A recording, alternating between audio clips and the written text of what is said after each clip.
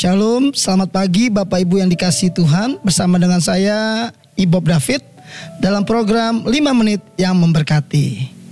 Hari ini temanya adalah jawaban yang lemah lembut.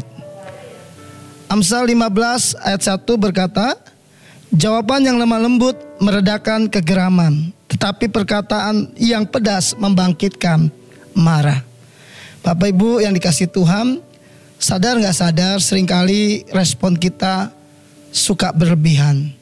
Seringkali komunikasi kita tidak dimengerti, tidak dipahami oleh orang lain. Apalagi kalau kita bicara di WhatsApp. Karena itu tidak ada emoticon, tidak ada nada, suara, atau sesuatu yang jelas. Seringkali kita miskom. Nah, untuk menghindari itu semua dibutuhkan yang paling utama adalah jawaban yang lemah lembut. Kenapa? Karena ketika kita menjawab seseorang dengan lemah lembut, itu meredakan kegeraman. Ini Amsal 15 ayat 1. Tetapi sebaliknya perkataan yang pedas membangkitkan amarah. Hari ini Bapak Ibu, saya belajar banyak. Ketika saya masuk di gereja lokal saya yang baru, saya diajarkan tentang lemah lembut dan rendah hati. Saya tahu bahwa ini proses buat saya.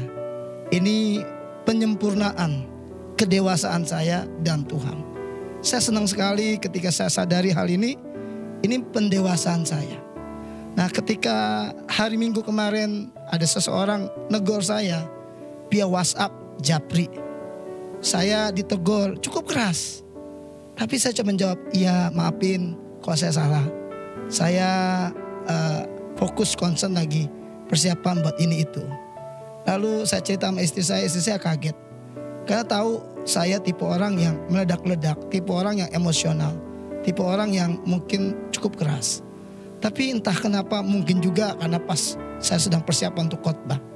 Tapi waktu saya renung kemarin Senin, ketika saya siaran, ada orang caci maki saya di media, multimedia yang ada di radio. Saya gak kenal orang itu sampai saya tanya ke pihak radionya. Dan waktu saya tanya, saya jawab, Tuhan cuma ingetin, ya udah kenapa pusing kalau kamu gak kenal. Ngapain? Jangan direspon. Saya pulang, saya doa, saya berkati orang itu. Lalu kejadian demi kejadian membuat saya diajar. Dan Tuhan ingatkan ayat ini. Jawaban yang lemah lembut meredakan kegeraman. Tetapi perkataan yang pedas membangkitkan marah. Kalau ada orang lagi marah, kesel sama kita, respon kita harus benar. Jangan kita ikutan marah, maka akan meledak. Terjadi perang yang besar.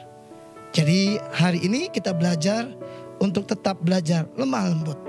Yaitu diambil dari kata protes, mau dibentuk, mau diajar. Biar kita menjadi orang yang lemah lembut dan rendah hati. Maju terus dalam Tuhan, Tuhan Yesus memberkati.